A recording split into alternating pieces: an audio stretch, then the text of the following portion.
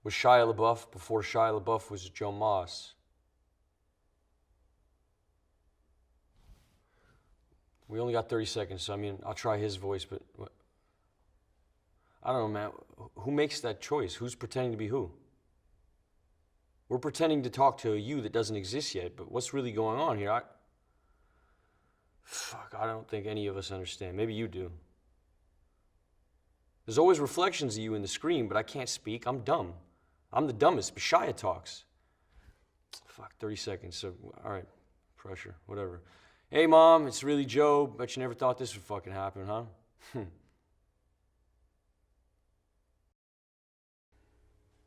Work number 24 oscillates somewhere between a durational performance and live sculpture.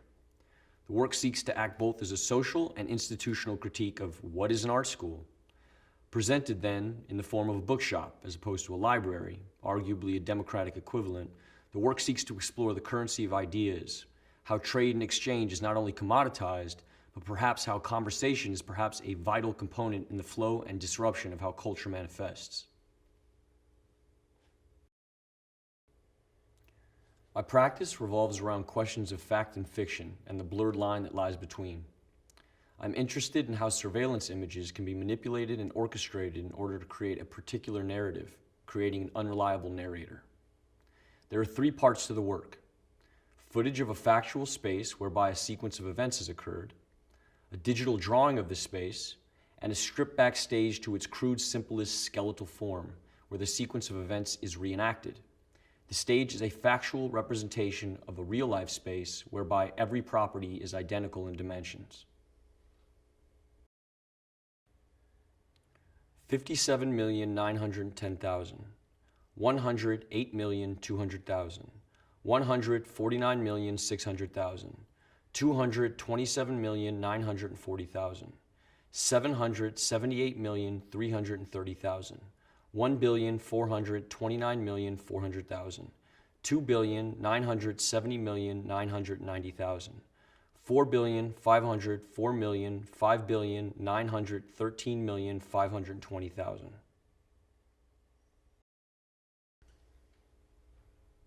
I can't stop looking at my phone and computer. Separate, connected entity making me lose time-space awareness. Where's my phone? I need to make this sunset digital. Stone preserved in binary code till the server breaks and the national grid runs out of gas. I can't find my money. That left the physical sphere long ago. All I see remind me of things online or in a video game.